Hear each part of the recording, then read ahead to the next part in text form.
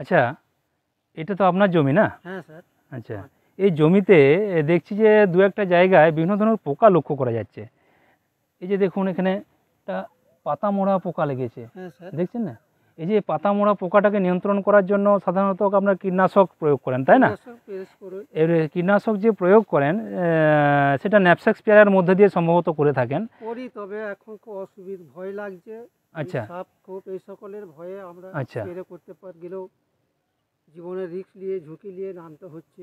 আচ্ছা, তাহলে দেখুন আরেকটা আমি যেটা বুঝতে পারলাম আপনার সাথে কথা বলে, সেটা হচ্ছে কি ধান চাষের ক্ষেত্রে রোগ পোকা তো একটা চ্যালেঞ্জ আমাদের কাছে, কৃষকের কাছে। তার সাথে সাথে আরেকটা সংযোজন সাপ।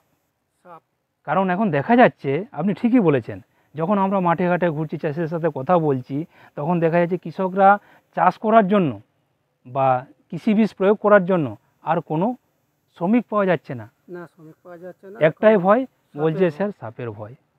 জীবনের দাম অনেক, কিন্তু একটু অসতর্ক হয়ে গেলে তখন সাপের ছোবলে অনেক কৃষক কিন্তু মারা যাচ্ছে। সেই জায়গা থেকে দাঁড়িয়ে এগ্রিকালচার যে বিদ বা কৃষিবিদ বা কৃষি বিজ্ঞানী যারা আছেন, ওনারা একটা যুগান্তকারী প্রযুক্তি ব্যবহার নিয়ে এসছেন কৃষিক্ষেত্রে, সেটা ড্রোন। নাম শুনেছেন?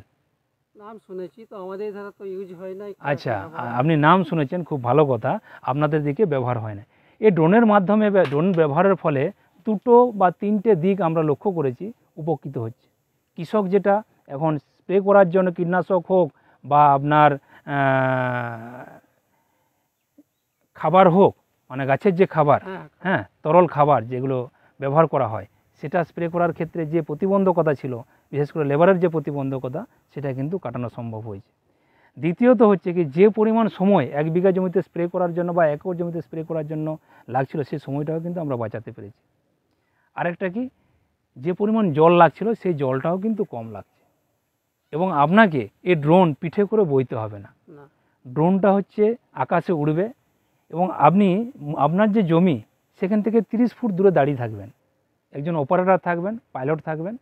সেই পাইলট কি করবে, আপনার পুরো জমিতে, এই যে দেখতে পাচ্ছেন, এই যে পুরো ধান জমি, তো এখানে একই হারে পুরো একটা যাতে মাজরা পোকার ওষুধটা স্প্রে করে চলে এলেন।